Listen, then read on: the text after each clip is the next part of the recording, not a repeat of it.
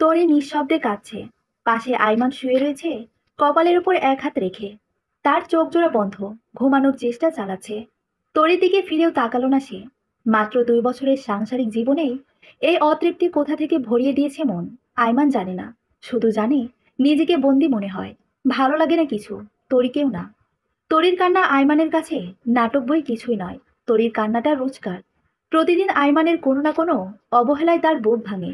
এই যেমন আজ রাতের ঘটনা ধরা যাক। আইমান অফিস থেকে ফিরে এলো 11টায়। বাসার সবাই খেয়ে নিলেও তরি খায়নি। আইমান এলে একসঙ্গে খেতে বসায়। আইমান চোখ রাঙিয়ে ধমকের সুরে বলে উঠল, কে বলেছে আমার জন্য অপেক্ষা করতে? আমি বলেছি একবারও? নাটক যত সব। তরি একটুও জবাব দেয়নি। এক লোকমা ভাতও এরপর আর মুখে ওঠেনি। কতক্ষণ নিঃশব্দে ভাত নিয়ে নাড়াচাড়া করে একসময় উঠে গেছে তরি। আইমান দেখেও দেখেনি, সে তার মতো খেয়ে নিয়েছে। পেটের ক্ষুধা চাপিয়ে রেখে অন্যের জন্য বসে থাকা স্রেফ বোকামি বই আর কিছু কি। বোকা আইমান। সে কি জানে না তরি কিসের টানে তার জন্য অপেক্ষা করে? একসময় আপন মনে উঠে বাথরুমে যায় তরি। চোখে মুখে পানির ঝাপটা দিতে গিয়ে চোখ বোঝে। সেই অলক্ষণে অবাধ্য নামটি ছুটে যায় অতীত স্মৃতির পাতায়। আইমানরা দেখতে এসেছিল পূর্ণিমার রাতে।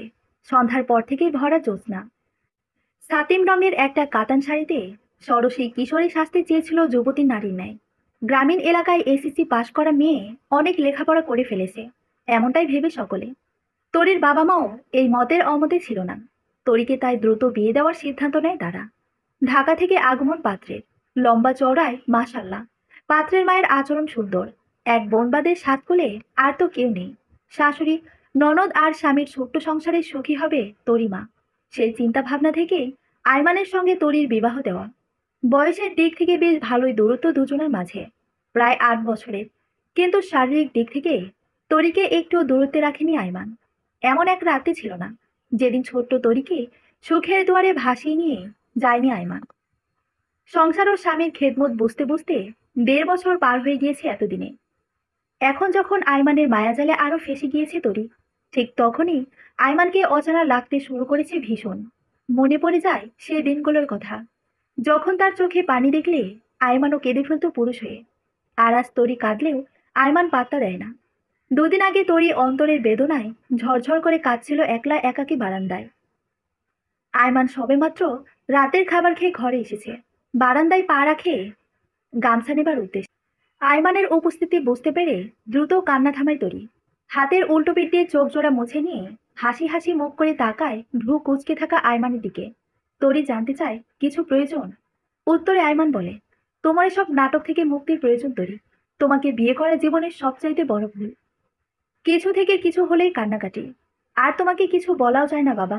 এমন বিহেভ করো যেন ঘরে সতী নিয়ে এসেছি। যত্ত সব। গামছা না নিয়ে বারান্দা ত্যাগ করে আয়মান। ঠায় দাঁড়িয়ে রয় তরি। তার চোখ জোড়া ছলছল করে আবারও, কিন্তু ঠোঁটের কোনায় এক চিলতে হাসি। মনে মনে বলে, সত্যি নিয়ে এলেও অবাক হব না এখন। আপনাকে বড্ড অচেনা লাগে আয়মান। সকাল সকাল উঠে পড়েছে বৌমা। হালিমা বেগমের কথায় প্রত্যুত্তরে তরি মুচকি হাসি প্রদান করলো। সে আটা মাখাতে ব্যস্ত। 6:30 বাজছে ঘড়ির কাঁটায়। আয়মান 7টায় উঠে পড়বে। 8টার ভেতর নাস্তা খেয়ে বেরিয়ে পড়ছে আপন কাজের উদ্দেশ্যে। তার আগেই নাস্তা তৈরি করা প্রয়োজন। সারা রাতে এমনিতেও ঘুম হয়নি তার। একবার এপাশ করেছে, আরেকবার ওপাশ ফিরেছে। আয়মানের বুকের অম্বিতে খুব ইচ্ছে করছিল তরির, কিন্তু সাহস হয়নি ওকে ছোঁয়ার। দেখা যাবে মাঝরাতে চিৎকার করে উঠবে। কি দরকার? কতক্ষণ বারান্দাতেও দাঁড়িয়ে ছিল তরি। একটা সময় ছিল যখন আলো জ্বালানো থাকার পরেও একা এক রুমে থাকতে ভয়ে কুঁকড়ে যেত তরি। আর আজ একা একা অন্ধকারেও ঘন্টার পর ঘন্টা সময় কাটায়। মরে গেলে মাটির তলায় একাই থাকতে হবে। অন্ধকারকে ভয় পাওয়ার কি প্রয়োজন? বরং এখন থেকে অভ্যেস করা যাক। নইলে কবরের ভেতর একলা থাকতে কষ্ট হবে যে খুব। বিভা ঘুমাচ্ছে। হালিমা বেগম বিভার গালে আলতো করে চড় মারলেন। বিভা লাফিয়ে জেগে উঠে বসল। কি মা, প্রতিদিন সকালে এভাবে উঠাও কেন? আর্তনাদের স্বরে বলল বিভা। হালিমা বেগম ধমকের স্বরে বললেন, ঘরে আরো একটা মেয়ে আছে আমার। সে সকাল 6টায় উঠে নাস্তা বানায়। আর তুই 9টার আগে উঠতে পারিস না। মাত্র 7টাও বাজে নাই। এখনই উঠে করবোটা কি? প্লিজ মা। 8টায় উঠে পড়বো। যাও, এখন একটু ঘুমাতে দাও। দয়া করো। ঘড়িতে চোখ বলিয়ে আবার শুয়ে পড়ে বিভা। হালিমা বেগম তার পাশে বসে রইলেন বেশ কিছুক্ষণ। আজকে সোনালির আসার কথা। সোনালি তার ছোট বোন। সোনালি ও তার মেয়ে সানা আসবে আজকে। খুব কাছেই থাকে তারা। প্রায় প্রায় এসে গল্প করে চলে যায়। একটা সময় ছিল যখন সানার জন্য আইমানকে বেছে নিয়েছিল সোনালি। হালিমা বেগমও এই বিষয়ে আপত্তি ছিল না কোনো। কিন্তু এরপর এমন কিছু কারণ ঘটেছে যার কারণে সানার সঙ্গে আইমানের বিয়েটা হয়ে ওঠেনি। তা নিয়ে এক বিন্দু আফসোস নেই হালিমা বেগমের। তরিক গ্রামের মেয়ে হলেও বেশ সুশৃঙ্খল, আদব কায়দা জানে, কাজেও পটু। তার মতো বউ পেয়ে হালিমা বেগম সত্যি মন থেকে খুশি।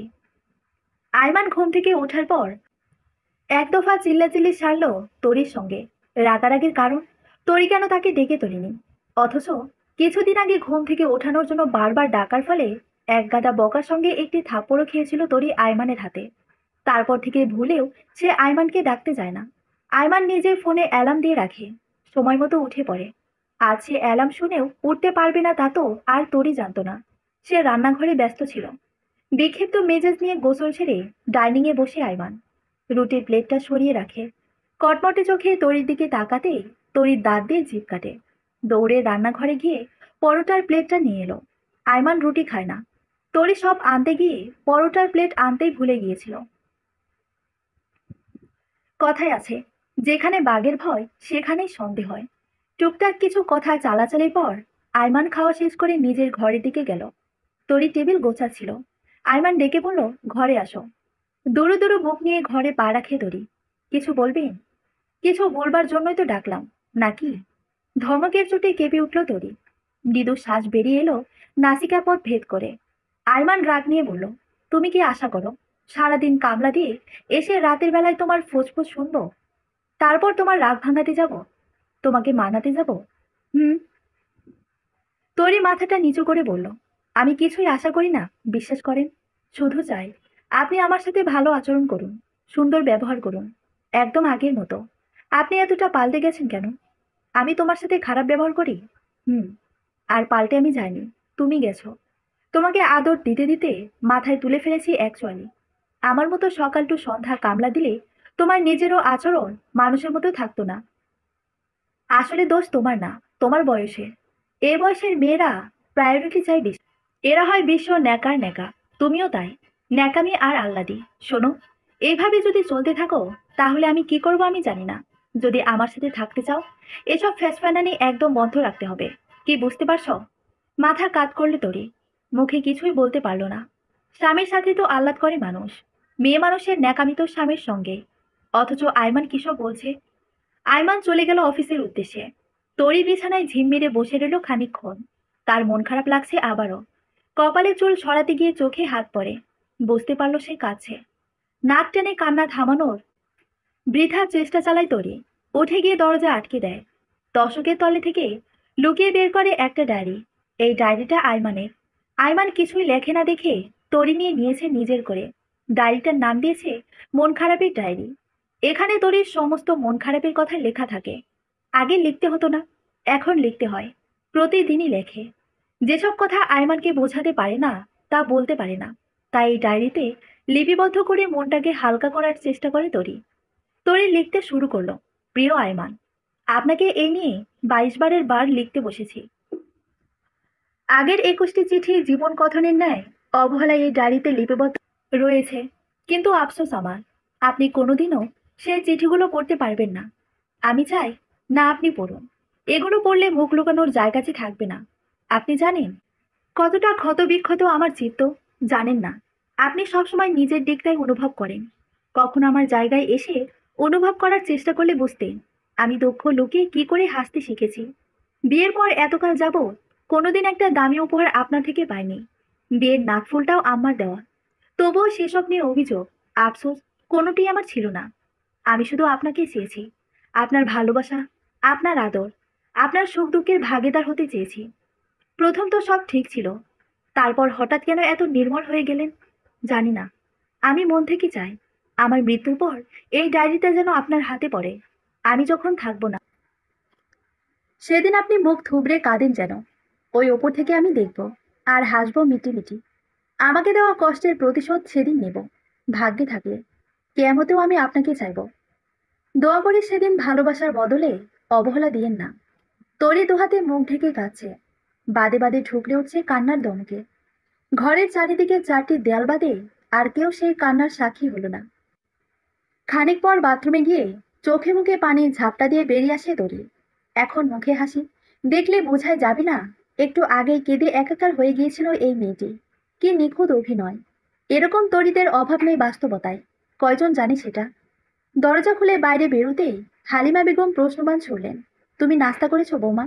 তরি না খাওয়া সত্ত্বে মাথা দোলালো। আপনারা খেয়ে নিন, আপনার ছেলের সঙ্গে বসে খেয়ে নিয়েছি। বিভাটা এখনো উঠল না, ওকে একটু ওঠাও তো বৌমা।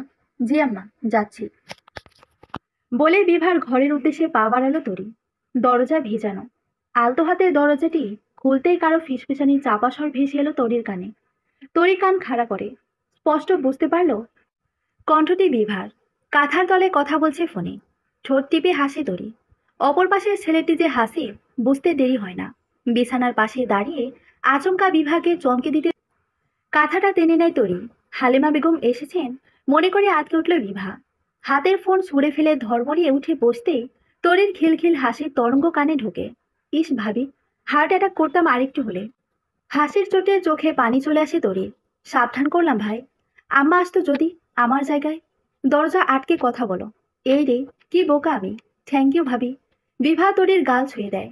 বিনিময়ে মুচকি হাসি ছুঁড়ে বেরিয়ে আসে তরি। হালিমা বেগমকে বলল, উঠছেন আম্মা? থাক ঘুমান, ভার্সিটি বন্ধ ওনার। কি করবে উঠে? হালিমা বেগম গজগজ করলেন কতক্ষণ। বিভা ভার্সিটির প্রথম বর্ষে ভর্তি হয়েছে এই বছর। তরি বিভার চাইতেও ছোট বয়সে, অথচ সম্পর্কের দিক থেকে বড়। বিভাও তরিকে ছোট মনে করে না কখনো। তার প্রাপ্য সম্মানটুকু যথাযথভাবে দেওয়ার চেষ্টা করে সবসময়। তরির লোকমুখে শুনেছে শাশুড়ি ননদরা সবসময় বইয়ের পেছনে হাত ধুয়ে লেগেই থাকে। সেই হিসেবে তরির ভাগ্য ভালো। তার শাশুড়ি যেন আরেক মা, ননদ যেন বড় বোন। তরির বুক চিরে দীর্ঘশ্বাস বেরিয়ে এলো। আফসোস, স্বামীটা পরিবর্তন হয়ে গেল, নইলে তরির সুখের সংসার দেখে মানুষ চলত। কলিং বেল বাজলে তরির ধ্যান ভাঙল। হালিমা বেগম বললেন, ওরা এসে পড়েছে মনে হয়। ওরা বলতে কাদের বোঝানো হয়েছে তরি বোঝে। তার কপাল কুঁচকে আসে। এই সানা মেয়েটাকে একদম সহ্য হয় না। তার চেয়ে 1 বছরের বড় বয়সে, কিন্তু আচরণ খুবই জঘন্য। তার প্রচুর অ্যাটিটিউড, মানুষকে দামই দেয় না। তরিকে একদিনও ভাবি বলে ডাকেনি, সবসময় নাম ধরে ডাকে। পারতপক্ষে কথা বলে না এমনিতেই, কিন্তু যখনই বলে খুঁচিয়ে খুঁচিয়ে আইমান ও তার দাম্পত্য জীবনের ব্যাপারে প্রশ্ন তোলে। প্রথম প্রথম তরি কিছু মনে করতো না, কিন্তু এখন বুঝে। সানা মেয়েটা মনে মনে আইমানকে পছন্দ করে যে তরি নিশ্চিত এ ব্যাপারে। রাগ হয় তার মাঝে মাঝে খুব। দরজা খুলে দিতেই সোনালী বেগমকে সালাম দেয় তরি। তারা ভেতরে ঢোকে। সানার ঠোঁটে সবসময় একটা বিদ্রুপ মাখানো হাসি থাকে কেন যেন। তরি তার দিকে ফিরেও তাকালো না। নাস্তা সাজাতে রান্নাঘরে চলে গেল। খানিক বাদে সানার রান্নাঘরের দরজায় এসে দাঁড়ালো। কি খবর তরি ম্যাডাম, ভালো আছেন? তরি কোচকানো কপাল নিয়ে তাকালো। মুখে জোরপূর্বক হাসি ধরে বলল, হ্যাঁ। তুমি ভালো আছো আপু? কিভাবে ভালো থাকি? আমার আমানত যখন তোমার কাছে। মানে? না কিছু না। আইমান ভাইয়া কই? অফিসে চলে গেছে। তরি মাথা দুলিয়ে জবাব দিয়ে দিল, মুখে কিছু বলল না। আচ্ছা, আইমান ভাইয়াকে ফেসবুকে মেসেজ দিলে সিন করে না কেন? তুমি নিশ্চয়ই তাকে বলছো আমার সাথে কথা না বলতে, তাই না? তরি আকাশ থেকে পড়ল। আমি তাকে এসব বলতে যাবো কেন? তাহলে আগে আমার সাথে এত কথা বলতো, আর এখন বলে না কেন? আমি তো জানি না, তাকেই জিজ্ঞেস করো। তরি কাজে মন দেওয়ার চেষ্টা করলো, কিন্তু ভেতরটা খচখচ করছে হঠাৎই। আইমান সানার সঙ্গে কি ধরনের কথা বলতো তা জানতে খুবই ইচ্ছে হচ্ছে। নিজের ইচ্ছেকে জোরপূর্বক দমানোর চেষ্টা করলেও সানার পরবর্তী কথায় তরির মাথায় রক্ত চড়ে গেল আচমকা। সানা বলল, ভাইয়া চেঞ্জ পুরোপুরি। আগে কত মজা করতো আমার সাথে, এখন আর করে না। আগে আমরা ক্লোজ ছিলাম, আই মিন ক্লোজ ফ্রেন্ড আর কি। কত ঘুরে বেড়াইছি একসাথে। ভাইয়ার সাথে আমার কত ছবি আছে, দেখবা? এই দেখো। নিজের ফোন থেকে কিছু ছবি বের করে তরির সামনে ধরলো সানা। দুটো ছবি স্লাইড করে সরে যাওয়ার পর তৃতীয় যে ছবিটা এলো, তরির মাথা পুরোপুরিভাবে ব্ল্যাঙ্ক হয়ে গেল। ছবিটা বেশ আগের। আইমানের চেহারা দেখেই বোঝা যাচ্ছে। আইমান দাঁড়িয়ে আছে জিন্সের পকেটে হাত ঢুকিয়ে, আর তার গলা ঝরিয়ে বুকে মাথা রেখে দাঁড়িয়ে সানা। এছাড়াও প্রতিটি ছবিতে আইমানের পাশাপাশি দাঁড়ানো, কোনোটাই দুজনের হাত ধরাধরি। ছবিগুলো বিয়ের আগে হোক, কিন্তু কোন স্ত্রী কি এসব সহ্য করতে পারবে? মন খারাপ হবে না? তরির মন খারাপ হয়ে গেল। সে কিছু বলার আগে সানা পুনরায় বলল, তুমি আসার পর ভাইয়া আমার থেকে দূরে দূরে থাকে। নিশ্চয়ই তুমি মানা করছো, তাই না? দেখো আপু, আমি কিছুই বলিনি। তোমাদের কিরকম সম্পর্ক ছিল তাও জানি না। ওনাকে যদি এতই চোখে হারাও তুমি, তাহলে ধরে রাখলে না কেন সারা জীবনের জন্য? আমি তো পড়ে আসছিলাম, তোমরা তো ছোট থেকেই একসাথে। তাহলে এখন আমাকে এসব বলে দেখিয়ে কষ্ট দেওয়ার মানে কি আপু? সানা হেসে দিল, যেন কোনো মজার ঘটনা ব্যাখ্যা করছে তরি। তরি উত্তপ্ত নিঃশ্বাস ফেলে রান্নাঘর ছাড়ার জন্য উদ্যত হলো। ঠিক তখনই সানা বলে উঠল, ভাইয়াকে কল করে আসতে বলো বিকেলের ভেতর। তুমিও বলবা, আমিও বলবো। কার কথা শুনে দেখা যাক। তরি নিষ্পলক সানার অবজ্ঞা মাখানো মুখ পানে চেয়ে নীরবে প্রস্থান করে। খালা শাশুড়ির সামনে নাস্তার আয়োজন করে নিজের ঘরে চলে এলো সে। দরজা ভেজিয়ে ফোন করলো আয়মানকে। ফোনটা ধরেই একরাশ বিরক্ত মাখা ধমকের স্বরে বলে উঠল আয়মান, বাসা থেকে আসতে পারলাম না, কল কিসের এক্ষুনি? তরি ঢোক গিলে চোখের পানি দমন করলো। সানার কথায় এমনিতেই মন খারাপের চূড়ান্ত, এখন আবার আয়মানের ধমক খাওয়া এমনি এমনি। আজকে বিকেলের দিকে বাসায় আসবেন একটু। সাহস করে আবদারখানা পেশ করলো আয়মানের নিকট। আবদার রাখা তো দূর, গলার স্বরটা নরম করলো না আয়মান। পুনরায় ধমকে বলল, এটা তো তোমার বাপের অফিস, যখন ইচ্ছে চলে আসবো, যত সব। রাখি। ফোন কাটতেই দীর্ঘশ্বাসের সঙ্গে সঙ্গে এক ফোঁটা চোখের জল গড়িয়ে গাল ছিল তরির। পেছন থেকে কারো অট্টহাসি শুনতে পেয়ে চকিতে চোখ মুছে তরি। সানা ক্রূর হাসি ছুড়ে দিল। নিজের ফোন দিয়ে ফোন করলো আয়মানকে। ভাইয়া, আমি সানা। হ্যাঁ, তোমার বাসায় আসছি আজকে, সন্ধ্যায় চলে যাব। বিকালে আসবে? কতদিন তোমার সাথে আড্ডা দেই না ভাইয়া। ওপাশে আয়মান কি বলল তা শুনতে অধীর আগ্রহে তাকিয়ে আছে তরি। থ্যাংক ইউ ভাইয়া বলে মুচকি হাসির সহিত ফোনটা কান থেকে নামালো সানা। তরিকে উদ্দেশ্য করে এক ভ্রু উঁচিয়ে বলল, আসবে ভাইয়া। আহত হলো তরি। আয়মান পুরোপুরি ভাবে তার মন ভেঙে দিল আজকে। না, আমি ভাবিনি এতটা তুচ্ছ আমি আপনার কাছে। কি এমন করেছি যার জন্য প্রতিনিয়ত মনটাকে ভেঙে চুরে খান খান করে দিচ্ছেন? ভালোবেসেছি, এই কি মহাপাপ? আমার কাজিন সুমি আপুর কথা মনে আছে আপনার? ভাইয়া তাকে পাগলের মতো ভালোবাসলেও সুমি আপু পাত্তাই দেয় না। সে চলে নিজের মতো করে। কে কি ভাবলো, কি করলো না করলো, সে ফিরেও তাকায় না। ভাইয়ার মন খারাপের দিনগুলো গাঢ় হয় সুমি আপুর জন্যে। সে হাহাকার করে একটু ভালোবাসা পাওয়ার জন্য। সেখানে আপনি না চাইতেও আমার ভালোবাসা পেয়েছেন। আপনাকে আমি পাগলের চেয়ে বেশি ভালোবাসি আরমান। আপনি কি কোনোদিনও বুঝবেন না? নাকি আমার মৃত্যুর অপেক্ষায় আছেন? যেদিন মৃত্যু আমাকে আপনার কাছ থেকে ছিনিয়ে নেবে, সেদিন দেখব আমি কতটা ভালো থাকতে পারেন। কিভাবে থাকেন আমাকে ছাড়া, দেখব আমি, সত্যি দেখব। কি করো? সানার আচমক ছুড়ে দেওয়া প্রশ্নের উবু থেকে সোজা হয়ে বসে তরি। দরজা না লাগিয়ে সে ডায়েরি খুলে বসেছিল যে, লক্ষ্য করে এবার ফাঁকা ঢোকলে ডায়েরিটাকে দ্রুত কোলের ভিতর লুকানোর চেষ্টা করে। ছলছল চোখে ছানার দিকে তাকায়। শীতল অথচ কঠিন স্বরে জবাব দিল, আমি একটু একা থাকতে চাই ছানা। কাকে চিঠি লেখো লুকিয়ে লুকিয়ে? ভ্রু না চাই ছানা। এগিয়ে এলে তরি কোলে থাকা ডায়েরিটাকে শক্ত করে চেপে ধরে। বিদ্যুৎ গতিতে উঠে দাঁড়ায় এবং সানাকে এক প্রকার ধাক্কার সহিত বের করে দেয় রুম থেকে। তোমাকে বললাম না আমি একা থাকবো খানিকক্ষণ? শোনো না কেন কোনো কথা? প্লিজ যাও। দুর্বল কণ্ঠতে নাড়িয়ে দরজা ঠাস করে লাগিয়ে দাও মুখের উপর। রক্তিম আভা ছড়িয়ে পড়ে সানার চোখে মুখে। হাত মুষ্টিবদ্ধ করে সরে যায় দরজার সামনে দিয়ে। ধপধপ করে হেঁটে গিয়ে বসে সোনালী বেগমের পাশে। হালিমা বেগম সানার চোখ মুখ দেখে বললেন, কিছু হয়েছে মা? সানা ঝামটা মেরে উত্তর দিল, কিছু না, বলে বেরিয়ে গেল বিভার ঘরের উদ্দেশ্যে। সোনালি কাঁচুমাচু কণ্ঠে বললেন, কিছু মনিস করিস না আপা ওর ব্যবহারে। হালিমা বেগম কিছুই বললেন না। সানার ওই রকম ঔদ্ধত্যপূর্ণ আচরণের জন্যই তাকে পছন্দ নয়। বিভা হাত খোপা করছিল। সানা গিয়ে তার বিছানায় আইস করে বসল। তোমারই কপাল আপা, ঘুম থেকে ওঠো 10টায়। বিভা দায়সারা ভাবে বলল, আরো আগেই উঠেছি, শুয়েছিলাম। তা আপা, তোমার ভার্সিটির জীবন যাচ্ছে কেমন? ভালো, খুব ভালো। হুম। আচ্ছা আপা, আয়মান ভাইয়ার বিয়ের কত বছর হলো? 2 বছর? ওর চাইতে একটু কম কেন? ছানা মিথ্যে দীর্ঘশ্বাস ফেলল। ভাবখানা এমন, আয়মানের জন্য মর্মে মরে যাচ্ছে সে। বিভা ভ্রু কুচকে তাকালো। সানা পুনরায় আরেকটি গাঢ় শ্বাস ফেলে বলল, এই জন্যই ভাইয়ার কদর কমে গেছে ভাবির কাছে। ভাইয়াকে রেখে কোথায় কি করে একটু চোখে চোখে রাখো আবা। বিভা হতবিহ্বল বিস্ময়ে, কি বলছো তুমি? মানে কি? আজকে দেখলাম লুকিয়ে লুকিয়ে কাকে যেন চিঠি লিখছে। আমি দেখতে গেলে আমাকে ধাক্কা দিয়ে বের করে দেয়, তারপর দরজা আটকে দেয়। তাই আর দেখতে পারিনি। তুমি একটু নজরে রাখো বুঝছো? বিভা জবাব দিল না। আনমনে কিছু ভেবে বাথরুমে ঢুকে গেল। আয়মান বাড়ি ফিরেছে। সোনালি চলে গেলেও সানা রয়ে গেছে। সে রাতে ওই বাড়িতে থাকবে। তরি দুপুরে রান্নার সময় সানা তার ঘরে গিয়ে খুঁজে এসেছে, কিন্তু কোথাও ডায়েরিটা বা চিঠি পায়নি। আয়মানের কানে বিষ ঢালা হয়ে গেছে সানার। এখন অপেক্ষা তাণ্ডবে। আয়মান সোফায় বসে টিভি দেখছিল ফ্রেশ হয়ে, আর তখনই সানা এসে এসব বলল। রিমোট রেখে সোজা বেডরুমের দিকে পা বাড়ায় আয়মান। তরি বারান্দায় উদাসীভাবে চেয়েছিল অন্তরিক্ষে। পেছন থেকে আয়মানের তিরস্কার মাখানো কথার বান ছুটে আসে। প্রেমিকের কথা চিন্তা করছো নাকি? তরি পেছন ফিরে অবাক হয়। কথার মর্মার্থ ধরতে পারল না। অবাক চিত্তে জানতে চাইল, মানে নাটক? এতদিন এত নাটক করেও স্বাদ মেটেনি? আজ তো ধৈর্যের বাঁধ ভেঙে দিয়েছো তুমি। আমি কি করেছি? তরির গলা কাঁপছে। আয়মানকে চেনে সে। এমনিতেই শান্ত, রাগলে ভয়ঙ্কর হয়ে ওঠে। মারধর করতেও পিছপা হয় না। তরি দ্বিতীয় শব্দ উচ্চারণ করার আগেই গালে আয়মানের হাতে স্পর্শ পেল। সেকেন্ডে পুরো কান স্তব্ধ হয়ে গেল। একটা ঝিনঝিন শব্দ ছেয়ে গেল পুরো মস্তিষ্ক জুড়ে।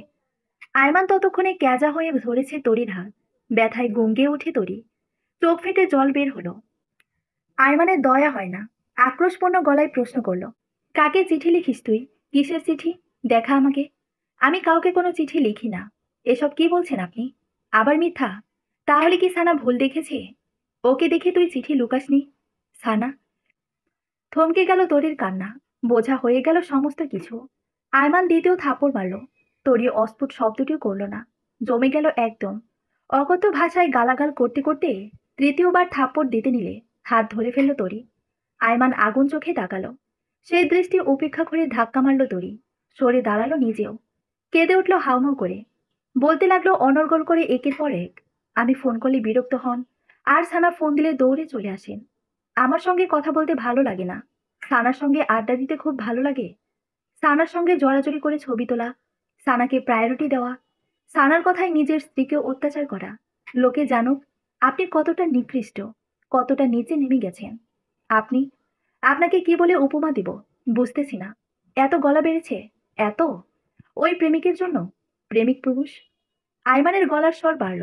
বাড়ির সকলে ছুটে এসেছে ততক্ষণে। রাস্তা দিয়ে হেঁটে যাওয়া কিছু ব্যক্তিও থেমে দাঁড়িয়েছে, তাকিয়ে আছে ওদের দিকে। আইমান তরিকে টেনে ঘরের ভেতরে নিয়ে এলো। দরজা আটকে দিতে নিলে পাল্লা ঠেলে হালিমা বেগম, বিভা ও সানা প্রবেশ করে।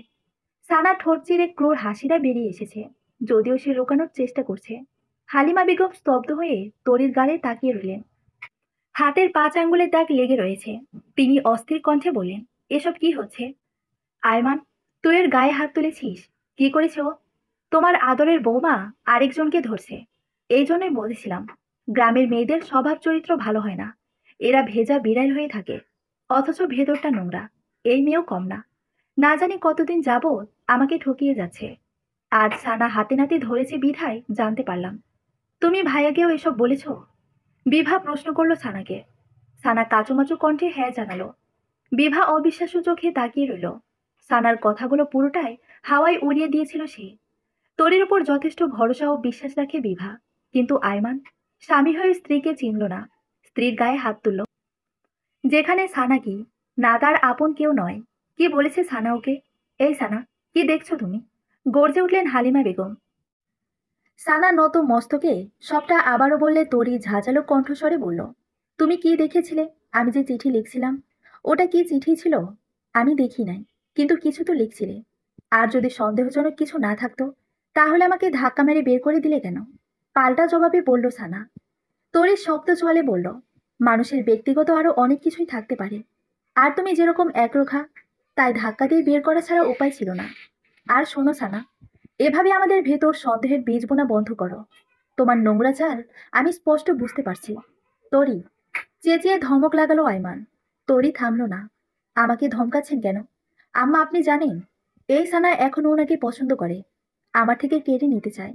আমাকে বলে আমি নাকি ওনার আমানত রেখে দিছি, আর বিয়ের আগে উনি সানার সঙ্গে কিভাবে ছবি তুলতো সেসব দেখায়। দেখে আমাকে কষ্ট দেয়, আমাকে জ্বালায়। আমার ভেতর ওনাকে নিয়ে সন্দেহ জাগায়। আম্মা, আপনি বলেন এখন দোষ কার? এই যুগে ফোন থাকতে কেউ চিঠি লেখে? বলুন আম্মা, আমি কি দোষ করলাম যার কারণে এই থাপ্পড়গুলা গালে পড়ল? সানা দুর্যোগে পড়েছে। তরি যে এভাবে সব ফাঁস করে দেবে বুঝতে পারিনি। তরিকে সিরিয়ালের আলাভোলা অসহায় নায়িকা হিসেবে বিবেচিত করেছিল সে, কিন্তু তরি অসহায় নয়, সে সহনশীল অতিমাত্রায়। বিভাকেও সে সানা উল্টাপাল্টা কথা বলেছিল, তা বিভা বলে দিল। এবার আইমান নিজের ভুলটা বুঝতে পারল। সানার কথায় এসে মারামারি না করে আগে সবটা ক্লিয়ার করা উচিত ছিল। তরি কাঁদছে, যার সঙ্গে একই বিছানায় ঘুমানো হয়, যার সঙ্গে জীবন উৎসর্গ করা, সেই কিনা আজ অবিশ্বাস করে গায়ে হাত তোলে। আহা পুরুষ, মেয়েদের অসহায় ভেবে শারীরিকের চাইতেও মানসিকভাবে এই যে এত নির্যাতন করো। রোজ হাসরের ময়দানে কোথায় লুকাবে তোমাদের চাঁদ মুখখানা? সেদিন কি আল্লাহকে সমস্ত কৃতকর্মের জন্য জবাবদিহিতা করতে হবে না? সেদিন কি আল্লাহ এই অসহায় মেয়েদের হয়ে শাস্তি প্রদান করবে না? সেদিন কি সব হিসাব নিকাশের দিন না? একটু যদি ভাবতো। সমস্ত রাত তরির দুচোখের পাথায় এক হলো না, এক প্রকার নিঃশব্দে কেঁদে কেঁদে কাটল। ভোরের সময় তরি উঠে পড়ল, অজু করে শেষদার লুটিয়ে পড়ল। মোনাজাতের সময় উচ্চারিত হলো না একটি শব্দ। চোখের জলে ভাসিয়ে দিল গাল, চিবুক হাতের তালু। আকাশে শুভ্র রং ধীরে ধীরে বাড়তে শুরু করলে নামাজ শেষ করে উঠে দাঁড়ালো তরি। বারান্দায় গিয়ে রেলিংয়ে হেলান দিয়ে হালকা মেঘের নীলাত্মক অন্তরিক্ষকে পর্যবেক্ষণ করতে শুরু করলো। ওই দূর নীলাচলের কোথাও না কোথাও আল্লাহ রয়েছেন, নিশ্চয়ই তাকে দেখছেন, তার কষ্ট দেখছেন, উপলব্ধি করতে পারছেন। তরি অস্ফুট স্বরে উচ্চারণ করলো, আমাকে মুক্তি দাও মালিক। হালিমা বেগম চিন্তায় চিন্তায় রাতে ঠিকভাবে ঘুমাতে পারেননি। সামান্য কারণে যাচাই বাছাই না করে স্ত্রীর গায়ে হাত তুলেছে আয়মান। এর মানে ওদের ভেতরের সম্পর্ক ভালো নেই, মজবুত নেই। অথচ তরি কখনো তা প্রকাশ করেনি। তার চেহারা দেখেও বোঝা যায়নি কিছু। মেয়েটা মনের অন্তরালে সব চাপা দিয়ে দিয়েছে।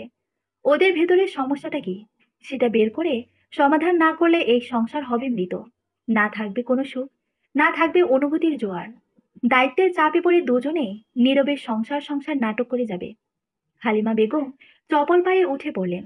রান্নাঘরের দিকে এলে আটা মাখাতে ব্যস্ত তরিকে চোখে পড়ল। হালিমা বেগমের কেন যেন বুকটা ভার হয়ে এলো।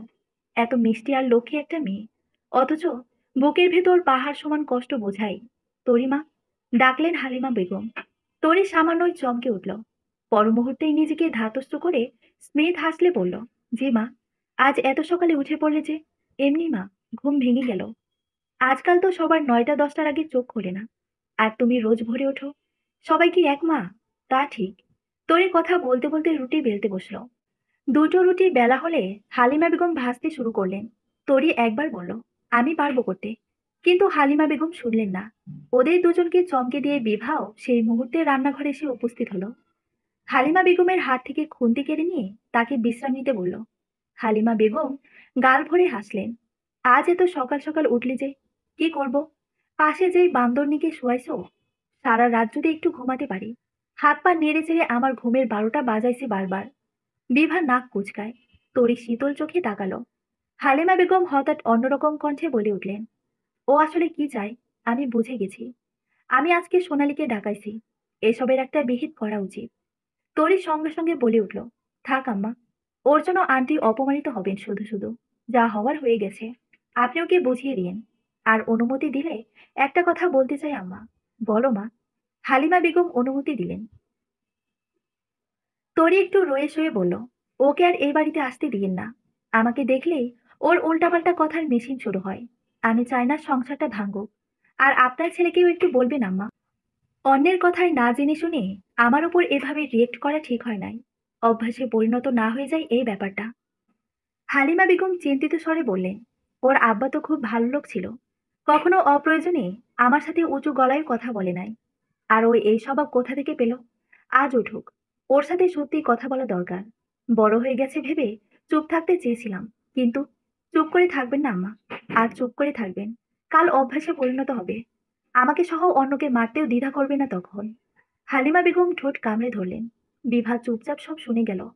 মাঝ দিয়ে নিজে থেকে কিছু বলল না।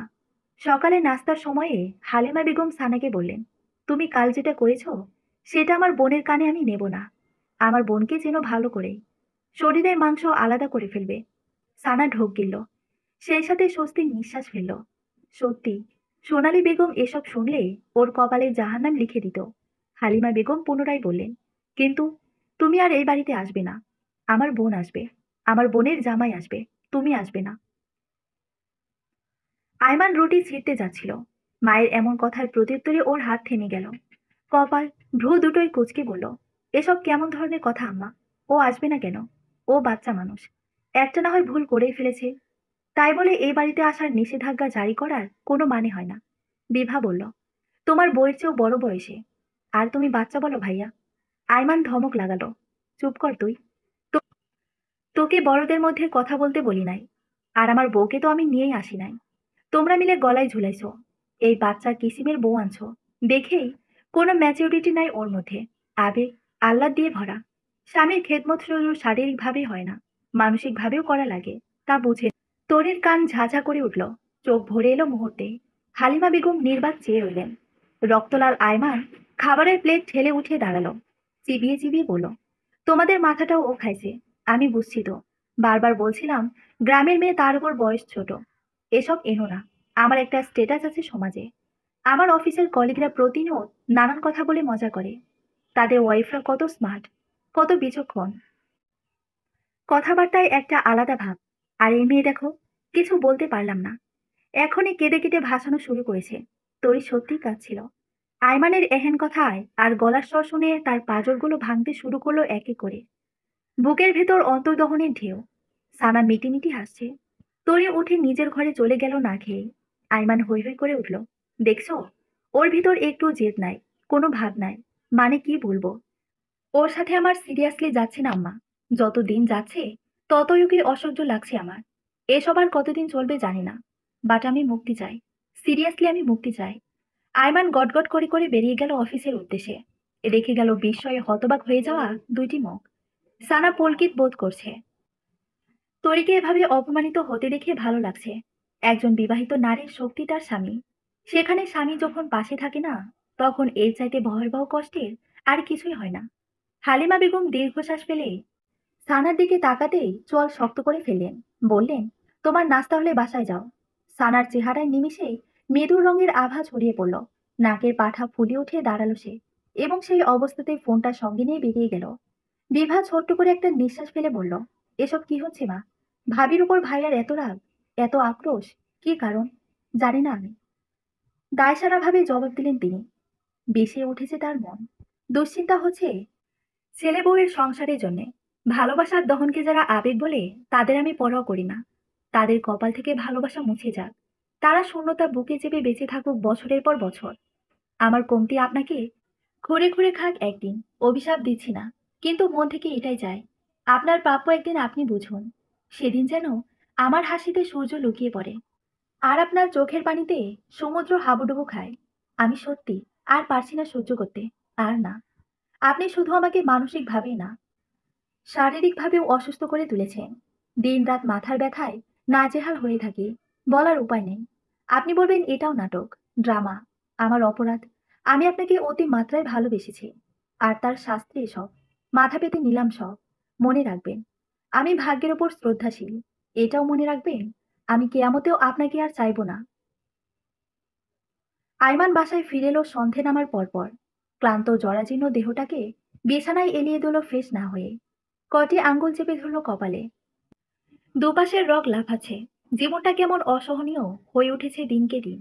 আগে মনে হতো বিবাহিত জীবন না জানি কত সুখের, শান্তির। এখন আর মনে হয় না। তরিকে বিরক্ত লাগে, অসহ্য লাগে সবকিছুই। স্বাধীনভাবে জীবনযাপন করতে ইচ্ছে হয়, কিন্তু চাইলে কি সব পাওয়া যায়? অতি কষ্টে দেহটাকে বিছানা থেকে তুলে বাথরুমে ঢুকালো আয়মান। চোখে মুখে পানির ঝাপটা দিয়ে বাইরে বেরোতেই মাকে চোখে পড়ল। তরিটার জন্য মায়ের সঙ্গেও খারাপ আচরণ করে ফেলেছে আজ, যেটা ভাবায় আয়মানকে। অনুতপ্ত সে। বিছানার উপর রাখা গামছাটা যে মা গুছিয়ে রেখেছে জানে আয়মান। স্মিথ হাসে মুখটা মুছে নিয়ে হালিমা বেগমকে ডেকে উঠলেন। মা। উত্তরে হালিমা বেগম কাট কাট কণ্ঠস্বরে বললেন, তোকে অবশেষে মুক্তি দিয়েছে। আয়মান কথার মানে বুঝতে পারল না। ভ্রুযুগল কুঁচকে পাল্টা প্রশ্ন ছুড়ে, মানে? হালিমা বেগম দীর্ঘশ্বাস ফেললেন। জবাব না দিয়ে বেরিয়ে গেলেন ঘর ছেড়ে। আয়মানের সব ক্লান্তি যেন এক নিমিষেই চলে গেল। মাথায় এলো, তরি কোথায়? আসার পর থেকে দেখছে না। তবে কি তরি চলে গেছে? একবার দেখতে হচ্ছে ব্যাপারটা। চপল পায়ে পুরো বাড়ি ঘুরে কোথাও তরির ছাও দেখতে পেল না আয়মান। হতাশ চিত্তে বিভার ঘরের দরজায় পরপার দুই টোকা মারতেই বিভা বলল, দরজা খোলা ভাইয়া। আয়মান চমকিত, তুই জানতিস আমি এসেছি? তুমি ছাড়া এই মুহূর্তে আর কেই বা আসবে ভাইয়া? নিশ্চয়ই জানতে এসেছো ভাবি কোথায়। থমথমে কণ্ঠ দিয়ে নাড়ায় বিভা। আয়মান মাথা দোলালো। স্তব্ধ হয়ে বিছানায় গিয়ে বসলো। বিভা ভ্রু নাড়িয়ে বলল, ভাবি চলে গেছে। কই গেছে? ওনার বাড়িতে। যেহেতু তোমার তাকে সহ্য হয় না, তাকে দেখতে পারো না, তাহলে কেন থাকবে? দুপুরের আগেই চলে গেছে। তোরা কেউ আটকালি না? কেন আটকাবো? তুমি তো সংসার করতে চাও না, তাহলে আটকে রেখে করবোটা কি? আয়মান জবাব দিতে পারল না। নির্বাক নয়নে নিষ্পলক চেয়ে রইল কতক্ষণ। তারপর চাপা কণ্ঠে বলল, গেছে যখন যাক, ভালোই হলো। আমিও কদিন আরামে থাকতে পারবো। বিভা বইয়ের পাতায় চোখ বোলাতে বোলাতে বলল, আজীবনের জন্যই আরামে থাকো ভাইয়া। ভাবি বলেছে আর আসবে না। আয়মান বেশ অবাক হলো। চোখ জোড়া বড় বড় করে বলল, ও এটা বলে গেছে? হ্যাঁ, এটা বলে গেছে। আয়মান এক প্রকার টলতে টলতে উঠে দাঁড়ালো এবং নিজের ঘরে চলে এলো। তরি যে এত বড় একটা স্টেপ নিয়ে নেবে, আয়মান ঘুণাক্ষরেও ভাবিনি। ও চলে যাওয়ায় শান্তি পাবে ভেবেছিল, কিন্তু তার বদলে অদ্ভুত অশান্তি শুরু হয়েছে বুকের ভিতর। বিছানায় চোখ গেলে আয়মানের বুকটা হু হু করে উঠল। তরি এখন ওই জায়গায় বসে থাকতো, তার দিকে চেয়ে থাকতো একটু ভালোবাসার আশায়। আয়মান মাথা নাড়ল। সব তার ভ্রম, এসব কিছুই না। তরি ঠিক ফিরে আসবে। গিয়েছে যখন বেড়াক, মন ভালো করে আসুক। আয়মানও একটু স্থির হোক। হঠাৎ চলে যাওয়ায় এমন লাগছে, বাস্তবের উপর নজর দিলে মন সামলাতে 2 মিনিটও লাগবে না আয়মানের। আয়মান একটা ভারী নিঃশ্বাস ফেলে বিছানায় এসে বসলো। ফোন নিয়ে ফেসবুকে ঢুকলো। অনেকক্ষণ মনোনিবেশ করার চেষ্টা করেও করতে পারল না। যখন ভাবছে ফোনটা রেখে দিবে, ঠিক তখনই একটা মেসেজ এলো। মেসেজটা আয়মানের অফিসের কলিগ চৈতির। চৈতি লিখেছে, এই সময় অনলাইনে কি সাহেব? বউ কই? চৈতি সবসময় আয়মানকে সাহেব বলে ডাকে। অন্যদিন পাত্তা না দিলেও আজ কেন যেন এই সাহেব ডাকাটা খুব বেশি সুইট লাগলো আয়মানের কাছে। সে লিখল, বউ রাগ করে বাপের বাড়ি চলে গেছে। বলেন কি? এত সর্বনাশের কথা! সত্যি বাপের বাড়ি গেছে তো? চোখ বড় বড় করা ইমোজি। আয়মান উঠে বসলো। শুয়ে শুয়ে টাইপ করতে সমস্যা হচ্ছে। আর কোথায় যাবে তরি? ওর আছে তো ওই এক জায়গা। একা গেছে? হুম। তাহলে ভালো মতো খোঁজ খবর নেন সাহেব। আজকালকার কারোর বিশ্বাস নেই। আয়মানের কপাল কুঁচকে এলো। প্রসঙ্গটা ভালো লাগছে না বিধায় বলল, ছাড়ো তো এসব। তা তুমি কবে বিয়ে করছো ম্যাডাম? তোমার বিয়েতে ইনভাইট চাই অবশ্যই। বিয়ে? সাহেব? আমি তো আমার জন্য কোনো সাহেব পাচ্ছি না। তাহলে আমি কিভাবে বিয়ে করি? খুঁজলে কি না পাওয়া যায়? মন দিয়ে খোঁজে ম্যাডাম, পেয়ে যাবেন। পেয়েছি একজনকে অবশ্য। কিন্তু, কিন্তু কি? কিন্তু তাকে পাবো না হয়তো কোনোদিন। সে কখনোই আমার দিকে চোখ তুলে তাকায় না, আমাকে বোঝে না। সে গম্ভীর, সেই সঙ্গে সমান নিষ্ঠুর। একজন বিবাহিত লোককে ভালোবাসা কি মহাপাপ সাহেব? চৈতের এমন মেসেজ পেয়ে হতভম্ব আয়মান। স্তম্ভিত হয়ে কি লিখে পাঠাবে জবাবে খুঁজতে লাগলো। চৈতি কি আকার ইঙ্গিতে তাকে পছন্দ করে? এই বিষয়ে কিছু বোঝাতে যাচ্ছে? চাইলেই বা কি? আয়মান বুঝবে কেন? আয়মানের স্ত্রী আছে, বিবাহিতা সে। আয়মান প্রসঙ্গকে মজাদার করার জন্য লিখল, হা হা হা। ভালো মজা করতে পারো চৈতি। রাতে খেয়েছো? চৈতি হতাশ হলো। সরাসরি আর কিভাবে বলবে আয়মানকে কতটা পছন্দ তার? যতদূর বোঝা যায়, পারিবারিক জীবন নিয়ে আয়মান সুখী নয়। তবুও কেন বোঝা বয়ে বেড়াচ্ছে? সব ছেড়ে নতুনভাবে জীবন শুরু করায় এত বাধা কিসের তার? দীর্ঘশ্বাস বেরিয়ে আসে চৈতির বুক চিরে। উদাস মনে আঙ্গুল চালায়, খেয়েছি। আপনি? খাওয়া হয়নি, বউয়ের শোকে। তা না, খাবো একটু পর। কাল অফিসে দেখা হচ্ছে তাহলে। চৈতি দ্রুত লিখল, শুনুন। হ্যাঁ। ব্যস্ত আপনি? না, কেন? আর একটু কথা বলা যায় না? আইমান আবার স্তব্ধ হয়ে গেল। কি লিখবে খুঁজে না পেয়ে কোনো রকমে লিখল, আমার ডাকছে চৈতি, রাখি এখন। বলে নেট অফ করে দিল। মেয়েটাকে পাত্তা দেওয়া যাবে না একেবারেই। হৌফ করে একটা নিঃশ্বাস ছেড়ে রাতের খাবার খাওয়ার উদ্দেশ্যে বাহিরে পা বাড়ালো আয়মান। তরি? সেলিনা বেগম নড়বড়ে ডাক দিলেন।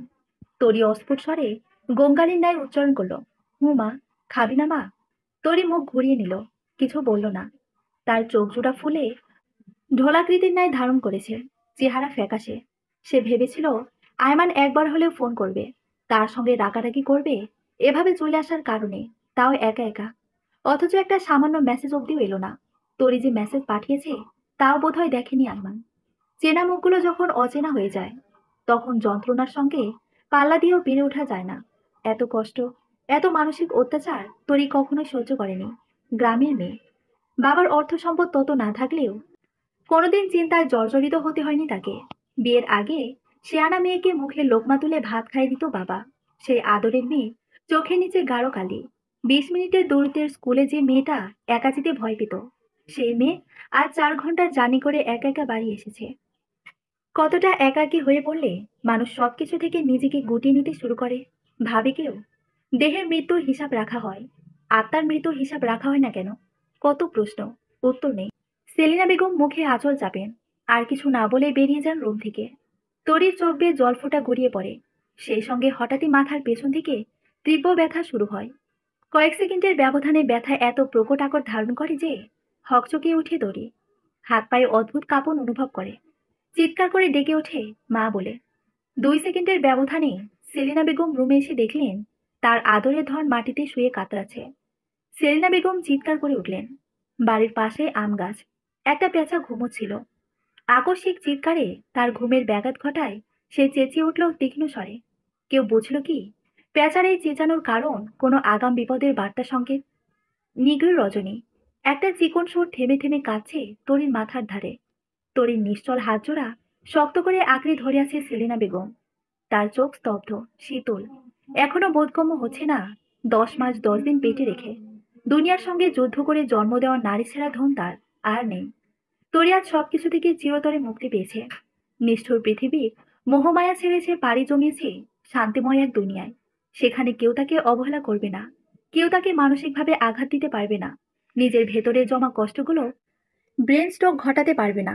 তার দেহের মৃত্যু বহু আগেই ঘটেছিল, আজ আত্মার মৃত্যু ঘটল। প্রিয় না, আয়মান সাহেব, আপনি আর আমার প্রিয় নন। প্রিয় শব্দটার গুরুত্ব অনেক, সেই গুরুত্বটুকু আপনাকে আমি দিতে চাই না। ভালোবাসা অপাত্রে দান করেছি, আর কোনো কিছুই আপনার নামে ত্যাগ করতে চাই না আমি।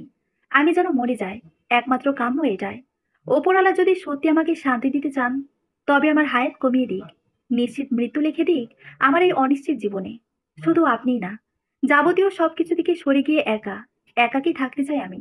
আপনাকে ভালোবেসেছিলাম, শুনুন, আবারও বলছি, ভালোবেসেছিলাম, এখন আর বাসি না।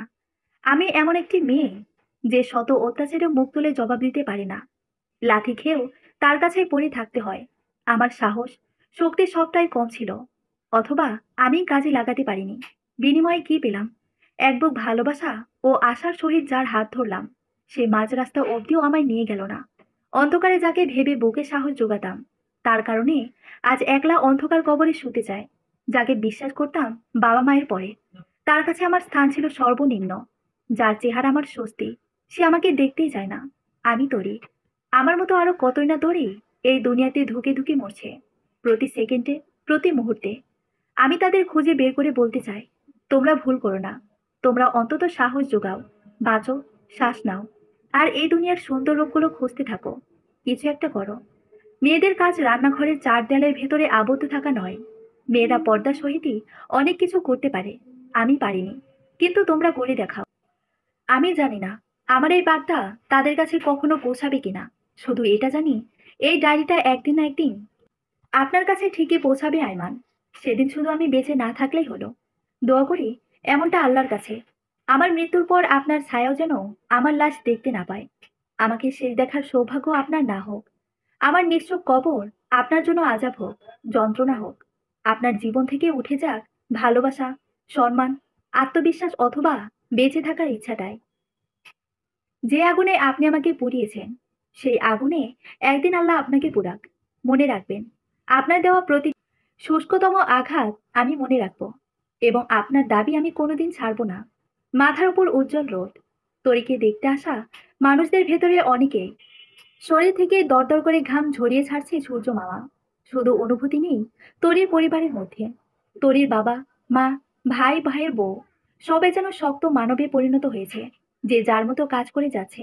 কারো মুখে বলি নেই, ভাষা নেই, কারো চোখে অশ্রু নেই, স্বস্তি নেই। সেলিনা বেগম কপালে হাত ঠেস দিয়ে মেয়ের নিথর দেহের পাশে বসে রয়েছেন। গোসল শেষে সাদায় আলোকিত তরি, আর কিছুক্ষণ পর নামানো হবে 3.5 হাত মাটির তলায়। কি অদ্ভুত এই নিয়ম কানুন! যে মেয়েটা দিনেও একলা এক ঘরে থাকতে ভয়ে কাঁপত, সেই মেয়ে আজ জনম জনমের জন্য ওই অন্ধকার কবরের বাসিন্দা হতে চলেছে। তরির ভাইয়ের বউ নাসিমা ঘরে ঢুকলো। অতিথি মহিলারা সবাই সেলিনা বেগমকে কান্না করার জন্য অনুরোধ করছে। তার একমাত্র মেয়ে মারা গিয়েছে, অথচ সে কাছে না একটুও। এই যে ভয়ঙ্কর কথা। সেলিনা বেগমের কারো কথাতেই কোনো হেলদোল নেই। নাসিমা সবার মাঝ দিয়ে এসে শাশুড়ির পাশে বসলো। চাপা স্বরে বলল, আমা, তরির জামাই আছে। এই প্রথম চাপা হুঙ্কারে কণ্ঠটি নাড়ালেন সেলিনা বেগম। তারে ভেতরে আসতে মানা করো। কি বলতেছেন আম্মা? জামাই তার বউয়ের শেষ দেখা দেখবো না? যখন আমার মায়ের জীবন থাকতেই ও মরতেছিল, তখন কি হয় খেয়াল করছিল? করে নাই। তাইলে এখন আমার মায়ের দেহ দেখে কি লাভ? তারে চইলা যেতে বলো। হেরমা আর বুনো আইছে। সেলিনা বেগম 1 সেকেন্ড সময় চুপ করে থেকে বললেন, তারা আসুক, কিন্তু ছেলে আইতে পারবো না। নাসিমা বোঝানোর চেষ্টা করলো, কিন্তু শাশুড়িকে কোনোভাবেই বোঝাতে পারলো না। উপস্থিত সকলেই হাই হাই করলো। এ কেমন কথা? বউ মারা গেছে, জামাই আসছে, জামাইকে শেষবার বউকে দেখতে দিবে না? যতই রাগারাগি থাকুক, এমন করা উচিত কি? আরে, যখন ধুকে ধুকে একটু একটু করে মৃত্যুর দিকে ধাবিত হচ্ছিল তরি, তখন কোথায় ছিল আয়মান? এক ছাদের তলায় থেকেও স্ত্রীর প্রতি সামান্যতম সম্মান, ভালোবাসা অথবা কেয়ার কিছুই তো ছিল না তার। আজ যখন সব ছেড়ে অজানা দেশে শান্তির উদ্দেশ্যে পাড়ি জমিয়েছে তরি, তখন এসেছে দেখতে নাটক। আইমানের মতোই বলতে ইচ্ছে করছে, নাটক, ড্রামা। হুঁ। আইমানের চোখ জোড়া লাল টকটকে বর্ণ ধারণ করেছে, চুল আলু থালু। শেষ রাতে ফোন পাওয়ার সঙ্গে সঙ্গে মা ও বিভাকে নিয়ে রওনা করেছে তরিদের বাড়ির উদ্দেশ্যে। সারা রাস্তা তার বুকের ভেতর এক ধরনের চিনচিনে ব্যথার আবির্ভাব ছিল। সেই ব্যথা এখন শক্ত হয়ে জমাট বেঁধেছে। বাড়িতে এত এত মানুষের সমাগমে বলে দিচ্ছে তরি সত্যি তাকে ছেড়ে চলে গেছে। শেষ আশাটুকু প্রদীপের ন্যায় দপ করে নিভে গিয়েছে। ভেতর থেকে কে যেন বলছে, একবার ফিরে আসো তরি, আমরা আবার সব নতুনভাবে শুরু করব। কসম তরি, কসম। নাসিমা এসে কাচুমাচু কণ্ঠে হালিমা বেগমকে ও বিভাকে ভেতরে যাওয়ার জন্য বলল। আয়মান পা বাড়াতেই নাসিমা এক হাত সামনে তুলে ধরল, কাট কাট গলায় বলল, আপনি যাইবেন না, ভেতরে অনেক মহিলা মানুষ তো। চোখ রাঙিয়ে পাল্টা প্রশ্ন ছুড়ল আয়মান। আপনারে আম্মা ভেতরে যাইতে নিষেধ করেছে। আমাকে নিষেধ করছে? অবাক কণ্ঠে নিজেকেই নিজে প্রশ্ন করলো আয়মান। পর মুহূর্তেই বলল, আমাকে নিষেধ করেছে মানেটা কি? আমার স্ত্রী, আমি তাকে দেখতে যাব না? না, যাইবেন না। আমার বোনের মাথায় স্ট্রোক করে মরছে, আর হের মৃত্যু লাগা দায়ী আপনি। আপনি হের এই কষ্ট না দিলে আমার বোনে আজকে বাইচে থাকতো। যারে মারছেন, হ্যার লাশ দেখে কি করবেন? আয়মানের পাশে দাঁড়ানো হালিমা বেগম ও বিভাকে উদ্দেশ্য করে নাসিমা বলল, আপনারা আহেন। আয়মান চল শক্ত করে বলল, আমি যাব। ঝামেলা করিস না আয়মান। এইবার কথা বললেন হালিমা বেগম। তার মনের অবস্থা বড়ই দুর্বল। গলায় কাঠিন্য যোগ করে তিনি পুনরায় বললেন, তোরির ভাবি তো ভুল কিছু বলে নাই। বউটা তোর জন্যে। এখন দেখে লাভ কি? তুই বরং ঢাকায় চলে যা, এখানে তোর কোনো কাজ নেই। উল্টো তোর তো খুশি হওয়া উচিত, তোকে মুক্তি দিয়ে চির বিদায় নিয়েছে মেয়েটা। হালিমা বেগম ঢুকরে উঠলেন। আয়মান স্তম্ভের ন্যায় বলল, মা। বিভা বলল, ভাইয়া, ভাবিকে এবার অন্তত শান্তি দে। তুই ভাবির লাশ দেখলে ভাবির আত্মাও শান্তি পাবে না, আমি জানি। যতটা ভালো ভাবি তোকে বাঁচত, তার চাইতেও বেশি ঘৃণা নিয়েছে, মৃত্যুবরণ করেছে। এখান থেকে চলে যা ভাইয়া, ঝামেলা করিস না প্লিজ। নাসিমার সঙ্গে হালিমা বেগম ও বিভা ভিতরে প্রবেশ করলো। আয়মান শক্ত কাঠের ন্যায় দাঁড়িয়ে রইল উঠোনের এক পাশে। কিছু শব্দচয়ন বাতাসের ন্যায় কানের গোড়ায় বাজছে। আমার জন্য চকলেট আনবেন? খুব পছন্দ আমার। আমাকে একটু ভালোবাসলে কি হয়? আপনি এত দেরিতে ফিরেন কেন? জানেন না আপনাকে ছাড়া আমি খেতে বসি না? আমরা কবে ঘুরতে যাবো আয়মান? কত কত আবদার ছিল মেয়েটির। আয়মান কোনোটাই পূরণ করতে পারিনি। ব্যর্থ সে। বুক চিরে দীর্ঘশ্বাস বেরিয়ে এলো। ধপ করে বসে পড়ল মাটিতে। এই প্রথম তার অনুভব হচ্ছে বুকের কতখানি জায়গা জুড়ে ছিল তরির নাম। কতটা অবহেলা পেয়েছিল তরি, কতটা ভালোবাসতো তাকে, কতটা সুন্দর হতে পারত তাদের জীবন। চোখ জোড়া জ্বালা করছে, ক্রমশ পানি জমে উঠল। অস্পষ্ট মনিতে সামনে তাকাতেই একদল মানুষকে বেরোতে দেখল। তারা কাঁধে খাট তুলে নিয়েছে ইতিমধ্যে। ওই তো তরি, তরিকে নিয়ে যাচ্ছে ওরা। আয়মান টলতে টলতে কোনো রকমে উঠে দাঁড়ালো। দৌড় দিতে গিয়ে একবার উল্টে পড়ল, একবার পা ভেঙে পড়ল, তবুও থামল না। ততক্ষণে সবাই বড় রাস্তায় উঠে পড়েছে। আয়মান ভিড়ের মধ্য দিয়ে তরির খাট ধরবার চাইলে তাকে সরিয়ে দেওয়া হলো। তরির বাবা ও ভাই কোনোভাবেই আয়মানকে সহ্য করতে পারছে না। আয়মানের কারণে আজ তাদের আদরের সন্তান বোন নেই। খুনিকে কি করে খুন হওয়া ব্যক্তি লাশ দেখতে দেওয়া যায়? আইমানকে ধাক্কা মেরে রাস্তায় ফেলে চলে গেল সবাই। পড়ার সময় পেছন দিকে উবু হয়ে পড়ে আইমান। মাথার পেছনে ইটের বাড়ি লেগে জ্ঞান হারায় সঙ্গে সঙ্গে। তরি, আমার তরি, তুমি কোথায় গিয়েছিলে আমায় ফেলে? ওরা আমাকে তোমার কাছে আসতে দেয়নি। তরি মৃদু হেসে বলল, আমি জানি আপনি আমার কাছে আসুন, আমাকে দেখুন। আপনার উপর জমা সমস্ত অভিমানের পাল্লা এতই বেড়ে গিয়েছিল যে থাকবে সেসব কথা। এবার আপনি সুখে আর শান্তিতে থাকুন। রোজ রোজ আমায় নিয়ে আর অশান্তি হবে না। আইমান দ্রুত বিছানায় উঠে বসল। তরির হাত চেপে ধরল শক্ত করে। আমার ভুল হয়ে গেছে তরি, আমাকে ক্ষমা করো। আমি আমি আর একটা সুযোগ তাই তরি, আর একটা শুধু। আমাদের আবার নতুন জীবন হবে, সুখের সংসার হবে। আমাকে ক্ষমা করে দাও তরি, ক্ষমা করে দাও। তরি মুচকি এসে আইমানের হাতের ভেতর থেকে নিজের হাত ছোড়া ছাড়িয়ে নিয়ে উঠে দাঁড়ালো। আসি আইমান সাহেব, আমার দেরি হয়ে যাচ্ছে। কোথায় যাচ্ছ তুমি? তরি, এই তরি। তরি হেঁটে চলেছে। পেছন থেকে আইমানের সমস্ত ডাক অগ্রাহ্য করে হঠাৎ থমকে দাঁড়ালো। পেছন ঘুরে তাকালো। বলল, আমি বলেছিলাম একদিন আপনি আমায় খুঁজবেন, আর সেদিন আমার আত্মা শান্তি পাবে। আইমান ঘামে জবজবে হয়ে উঠে বসল। তার ঘুম ছুটে গেছে। কোথায় সে? খেয়াল করতেই বুঝলো এটা তরিদের বাসা। তাকে এখানে কে এনেছে? আর তরি, ও কোথায়? আইমান গায়ের ওপর থেকে পাতলা কাঁথাটা সরিয়ে উঠে দাঁড়ানোর সময় বালিশ টানলে কি সরে যায়। সেই সঙ্গে বেরিয়ে আসে তরির মন খারাপের ডায়েরি। আইমান বিস্মিত নয়নে ডায়েরিটা হাতে তুলে নিল। এক একটা পাতা উল্টাচ্ছে, আর ঝড় বয়ে চলেছে তার বুকের ভেতর। এতটা ঘৃণা, অবজ্ঞা, উপেক্ষা, তাচ্ছিল্য নিয়ে হারিয়ে গেল মেয়েটা। এর কিছুর পরও তাকে ভালোবাসতে চেয়েছিল। আর আইমান কি করলো? আইমান চিৎকার করে উঠে আচানক মাটিতে ধপ করে শুয়ে পড়ল। বুকের ওপর চেপে ধরল ডায়েরিটা। হাউমাউ করে কেঁদে ফেলল তরি তরি করে। দূর থেকে একটা গানের সুর ভেসে আসছে, সময় গেলে সাধন হবে না। সমাপ্ত। গল্পটি আপনাদের কাছে কেমন লেগেছে কমেন্ট করে জানাতে ভুলবেন না। আর নতুন নতুন গল্প পেতে চ্যানেলটি সাবস্ক্রাইব করে পাশে থাকুন। ধন্যবাদ সবাইকে।